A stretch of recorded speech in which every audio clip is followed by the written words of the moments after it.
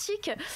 Octobre 2020, donc au Mexique, la communauté des Ménonites dans l'état de Chihuahua vient à peine de découvrir que le monde entier est en proie à une pandémie.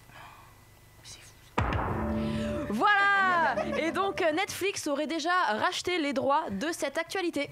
C'est vrai ? C'est pas vrai, mais j'aurais préféré. Non, vraiment, j'aurais préféré. Je suis tellement jalouse des Ménonites que vraiment, j'aurais préféré que cette actu soit un film, vraiment, même un blockbuster.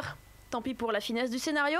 Est-ce que nous imaginons que les Ménonites, ça fait des mois que les Ménonites vivent. Juste vivent en fait. Tu vois, je cherchais un qualificatif, mais juste vivent. C'est les seuls dans le monde qui se disent que 2020.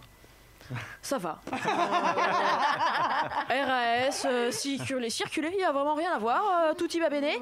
T'imagines que même dans la pauvreté, les Ménonites vivent dans le luxe. Et ça, c'est ouf. Le luxe, mais même intellectuel, parce que moi, personnellement, le Covid, vraiment, j'en peux plus. Intellectuellement, je craque. On n'entend parler que de ça. Matin, midi, soirée, week-end. C'est plus un virus, c'est un forfait mobile.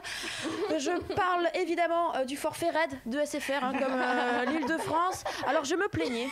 Vraiment, je me plaignais d'Olivier de Carglass Répar. Carglass remplace.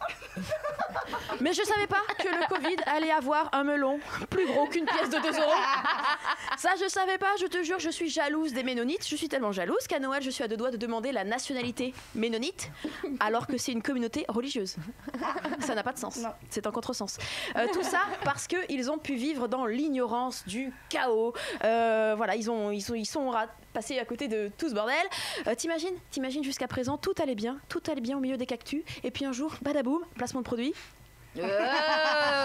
Juan Luis se connecte à l'internet pour savoir si la lune est une boule de pétanque, et là il lit octobre 2020, partout dans le monde la communauté internationale se met dans un état de chihuahua pour survivre à peine dans un monde en proie à une pandémie.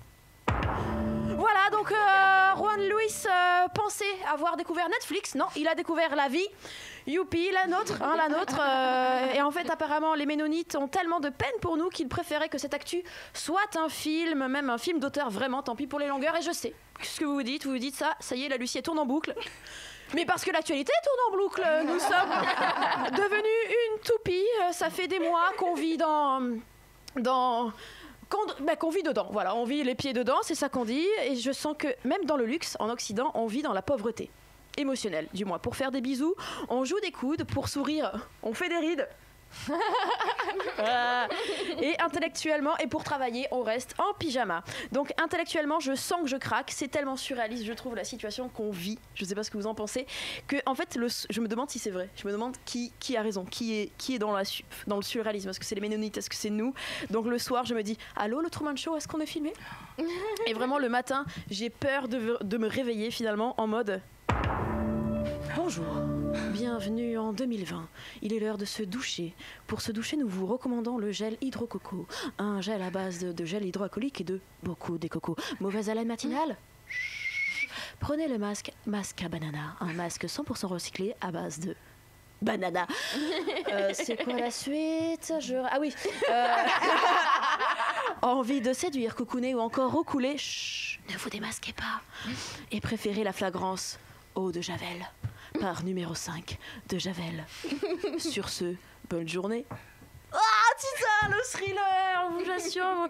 Franchement, moi je suis paumée dans la réalité. Qui est fiction, qui est réalité? Je suis perdue tel un GPS sans pile. Est-ce que la réalité est une fiction à écrire? Est-ce que la fiction est devenue réalité à décrire? Je sais plus. Et finalement, la seule chose que je sais, c'est qu'a priori, on est toujours là. PS, dernière info de la journée, c'était la journée mondiale de la santé mentale. Merci le Covid. J'ai fini.